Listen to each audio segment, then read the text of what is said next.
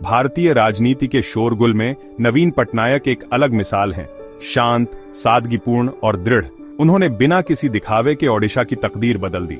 उनकी कहानी एक लेखक और कला प्रेमी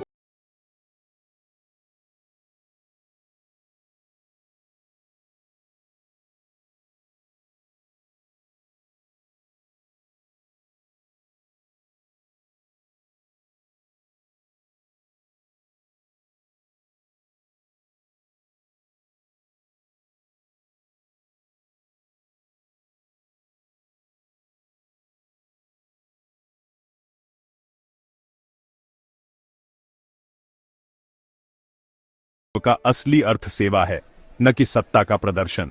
नवीन पटनायक का जन्म 1946 में कटक में हुआ। उनके पिता बीजू पटनायक ओडिशा के महान नेता थे, लेकिन नवीन की रुचि राजनीति में नहीं बल्कि कला और साहित्य में थी। दून स्कूल और दिल्ली विश्वविद्यालय से पढ़ाई के बाद उन्होंने लेखक के रूप में पहचान बनाई।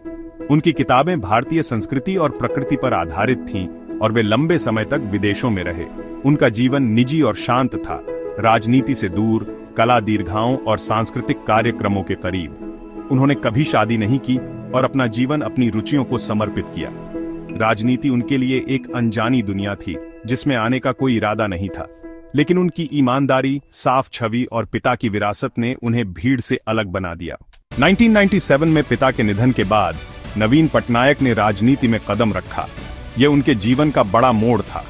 अस्का लोकसभा उपचुनाव जीतने के बाद उन्होंने बीजू जनता दल की स्थापना की। उनकी सादगी और भ्रष्टाचार विरोधी छवि ने जनता का भरोसा जीता। उन्होंने आते ही भ्रष्टाचार के खिलाफ सख्त कदम उठाए, जिससे लोग उनकी नीयत समझ गए।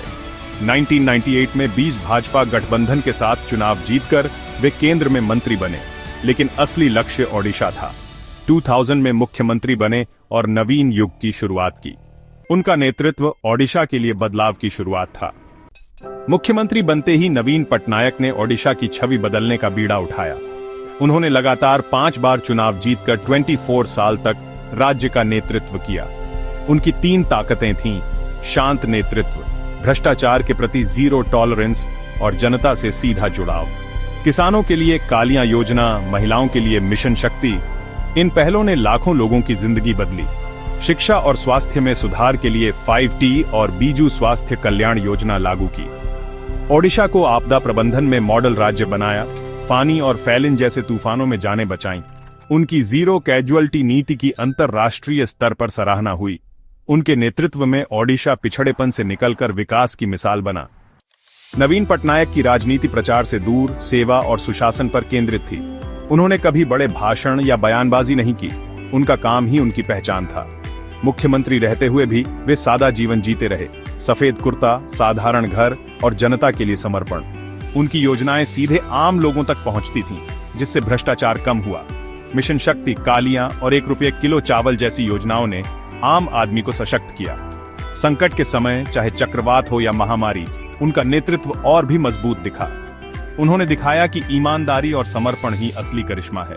उनकी विरासत बताती है कि राजनीति का मकसद लोगों की जिंदगी बदलना है, न कि सिर्फ सत्ता पाना।